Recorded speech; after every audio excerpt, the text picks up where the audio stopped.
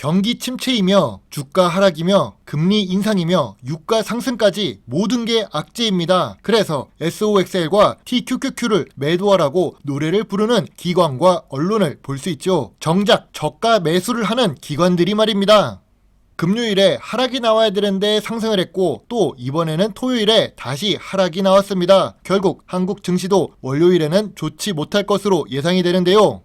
지금 뉴스에서는 비명이 들립니다. 미 증시서 학을 떼는 서학개미 테슬라와 애플 주식을 1년 만에 순매도로 돌아섰답니다. 부의 사다리인 줄 알았는데 2030 투자 잔혹사라고 나오죠. 지금 뉴스를 보면 매도를 하라고 부추기고 손절을 하라고 부탁합니다. 그러나 우리 꼬부기 친구들은 잘 알고 있을 것입니다. 우리가 나가야 개미가 나가야 기관은 들어오니까요.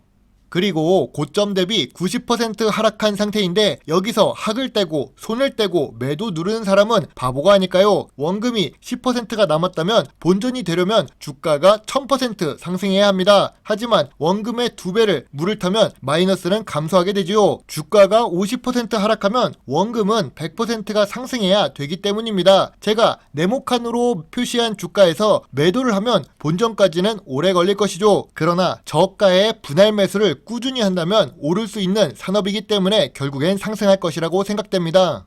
자, 경기 침체라고 합시다. 그렇다고 우리는 반도체가 들어가는 제품을 사용하지 않고는 생활하기 어렵습니다. 유튜브를 보는 스마트폰도 그렇고 여전히 차량용 반도체 역시 부족한 상태입니다. 자동차도 못 만들고 PC를 생산하지도 못해서 업무 처리가 안 된다는 거지요. 반도체는 미래 산업의 쌀입니다. 테슬라가 최근 인공지능 로봇도 만들었는데요. 반도체가 없다면 이 모든 것이 가능할까요?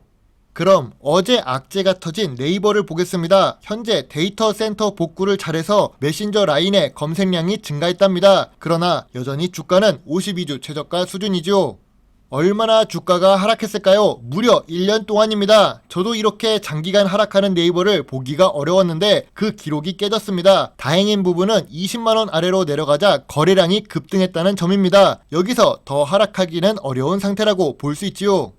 네이버는 2020년의 특수한 상황으로 인해 주가가 상승했습니다. 거기다가 동학개미 운동을 이끈 세력이라고 말하는 사람이 플랫폼 기업을 왜 안 사냐고 말하자 주가가 급등했는데요. 앞으로 플랫폼의 사회라고 해서 과열된 분위기가 나왔죠. 주봉 차트만 보더라도 상승 추세가 굉장히 강했다는 것을 알 수 있습니다. 다만 매출은 증가해도 그 속도를 따라가지 못할 정도로 상승했던 것이 문제였죠. 결국 주가는 기업 본연의 가치로 돌아오게 된 것이라고 볼 수 있습니다. 그러나 황금 거북이가 보기에는 이 낙폭이 너무 컸기 때문에 저평가 구간에 진입했다고 볼 수 있습니다.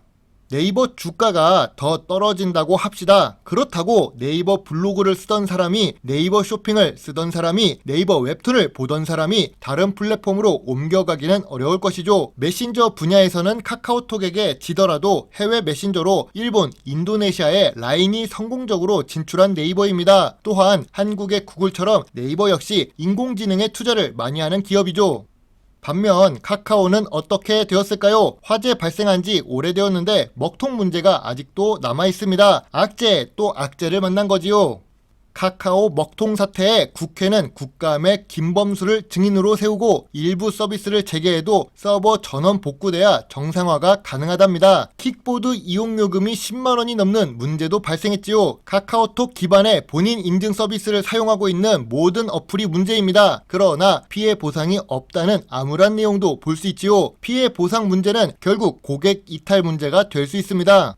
네이버 그리고 카카오 모두 매력적인 주식입니다. 두 회사 모두 강점과 약점이 있는데요. 황금거북이는 카카오뱅크가 상장했을 때도 매수하지 않았다고 말했습니다. 일단 은행을 바로 대체하기는 어려운데 매출액 규모나 영업이익 규모를 보더라도 고평가되었다고 보았기 때문입니다. 분명 사용하는 고객을 대부분 점유한 카카오는 미래 성장성이 높습니다. 그러나 자회사를 너무 많이 상장시켜서 기업 본연의 가치가 희석되고 말았죠. 결국 지주사 할인을 받고 있습니다. 네이버는 한 개의 회사만 상장되어 있지요. 이렇게 하는 것이 더 좋습니다. 그 이유는 구글과 유튜브를 보유한 알파벳도 한 개의 회사만 주식을 상장시키고 있으니까요. 여러 가지 문제도 있고 악재가 발생했을 때 밝혀진 약점은 카카오의 주가를 단기간에 회복시키긴 어려울 것 같네요.